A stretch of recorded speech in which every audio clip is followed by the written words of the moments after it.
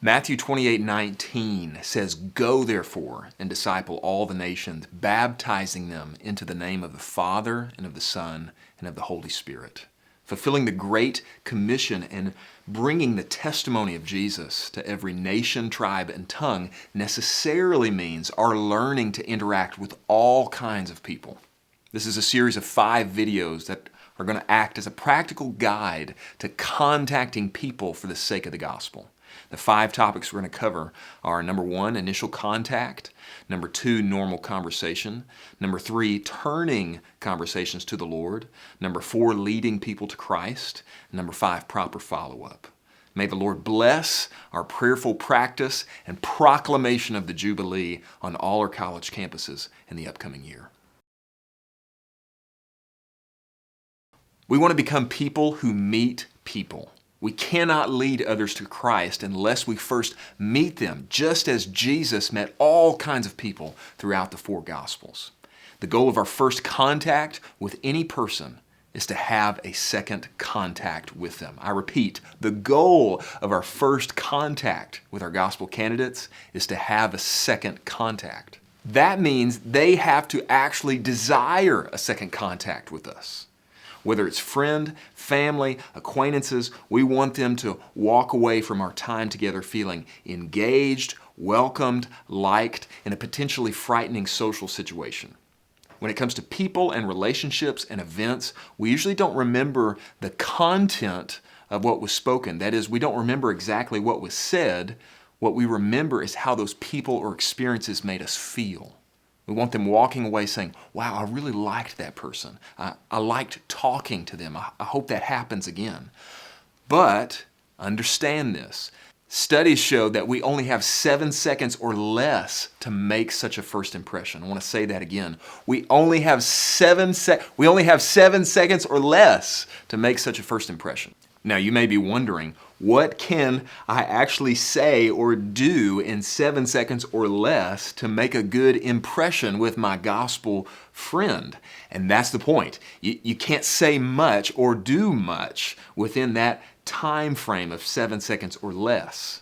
93% of first impressions are made non-verbally, not verbally.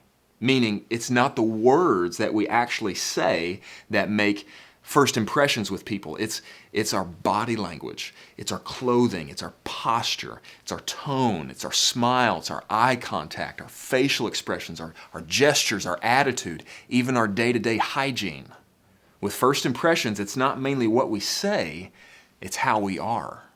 Now, don't think this is too shallow or that it's something superficial. Remember, we are ambassadors of Christ. Just as the Apostle Paul tells us, we're representing God before men and we're beseeching men to be reconciled to God.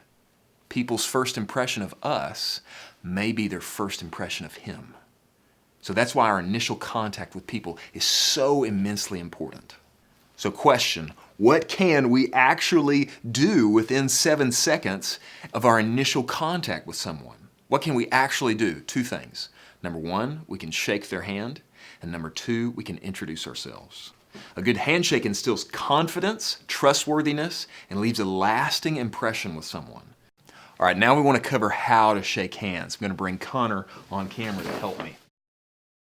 To shake hands, we want to reach forward with our right hand, not our left hand. And we want our right hand to be open with our thumb pointing upward. We want to avoid coming in from the side or maybe doing something we might do with our friends back home.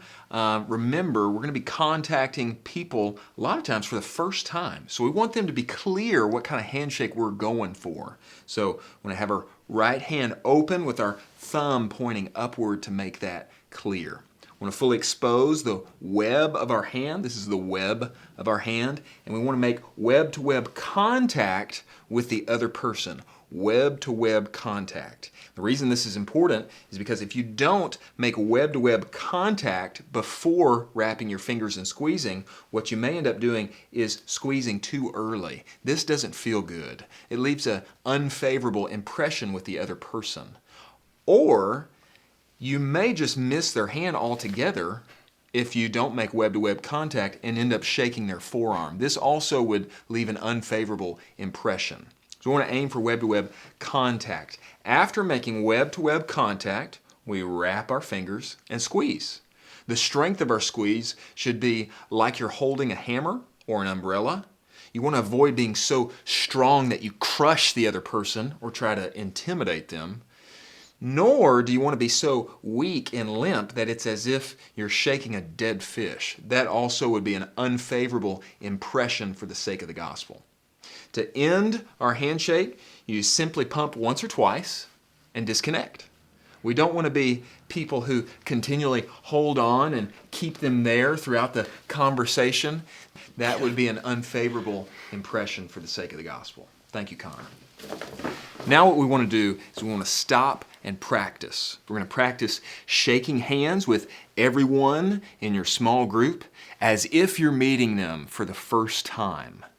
Afterward, we want to briefly evaluate with one another as a group how those handshakes went. Remember, we're trying to get better at this. So you have to actually pretend you've never met the people in your small group before and think about this. How was my strength? How was my partner's strength in their handshake? Was it too strong? Was it too weak? What kind of impression did that give me? How did I feel about that? Did I hit web-to-web contact before wrapping my fingers around and squeezing? Was my hand open? Was my thumb upward? Was it clear, the kind of handshake that I was going for?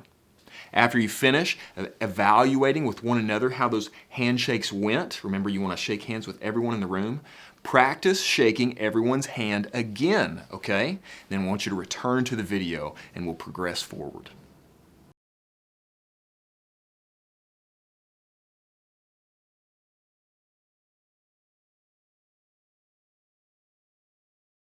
So question, what did you say to one another as you shook hands?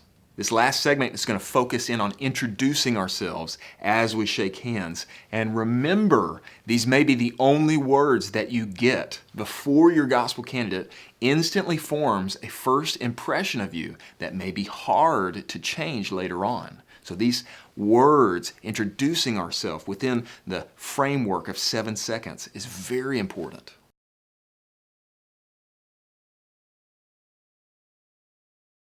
Repeat after me. Hi, my name is blank. What's your name? Okay, now I want you to try it again and actually insert your name in there. Hi, my name is blank. What's your name? Keep repeating these 2 sentences until it becomes second nature to you. I want you to think about this. How would you approach someone on campus and initiate a conversation with them if you've never met them before? What would you do if you wanted to engage someone regarding the gospel? How would you start that conversation? These 2 sentences gives you a solid, comfortable way to initiate and begin that conversation.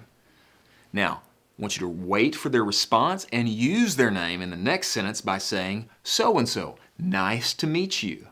These 3 sentences will give you a way to start a conversation with any person in your life in a comfortable, non-threatening way every time. Remember, speak loud and clear so that the person can hear you. We want to portray confidence, warmth, and openness. Using their name will help you remember their name and will help you convey a personal interaction.